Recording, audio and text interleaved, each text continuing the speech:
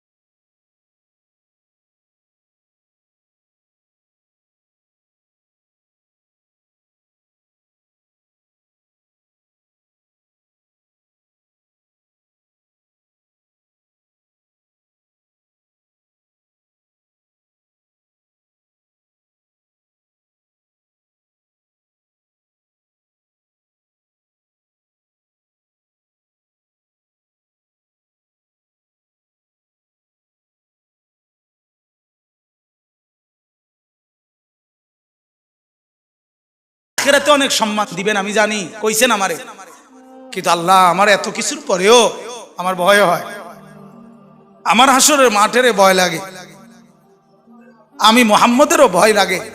আল্লাহ অতএব আমার হিসাব হাসরের দিন আপনি সহজ করে দিলেন, আমার ডর লাগে। হাসিবিনি, তাহলে নবী সাল্লাল্লাহু আলাইহি সাল্লাম নিজের ফিকির করছেন কি না বলেন?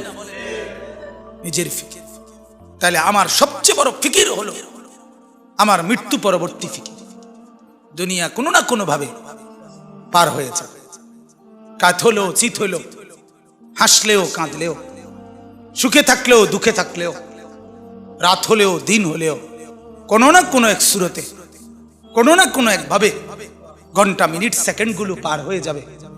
কিন্তু মৃত্যু এসে আবার যখন আমার নতুন অধ্যায় শুরু করবে, আমার জীবনের নতুন পর্ব যখন শুরু করবে দোস্ত, সেটা আর শেষ হবে না। শেষ হবে। ফাজাইলে আমালের মধ্যে শেখুল হাদিস মাওলানা জাকারিয়া রহমতুল্লাহ আলাইহি বলছেন বড় সুন্দর কথা, আমার কলজার ভিতরে লাগছে এই কথা।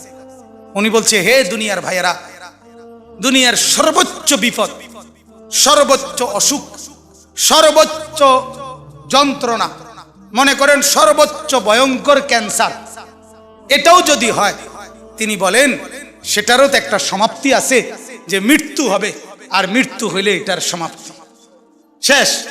ঠিক কিনা বলেন না? আগুনে দুনিয়ায় যে জ্বলে গেছে, একেবারে আগুন লাগিয়া গেছে যার শরীরে, তার চিৎকার, তার কষ্টেরও তো একটা সমাপ্তি আছে, যে কিছুক্ষণ পরে কি হয়ে যাবে? মৃত্যু হয়ে যাবে।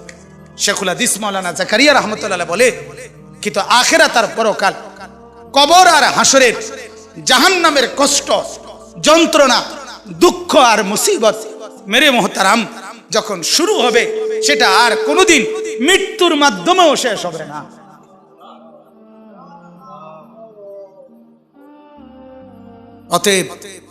অতএব এখানে হেরে গেলে সমস্যা নাই, এখানে দুঃখে থাকলে সমস্যা নাই, এখানে অভাবে থাকলে অসুবিধা নাই, এখানে আর 10 জন সুখে থাকুক, আপনারে খোদায় কিছু দিল না, এত কোনো অসুবিধা নাই।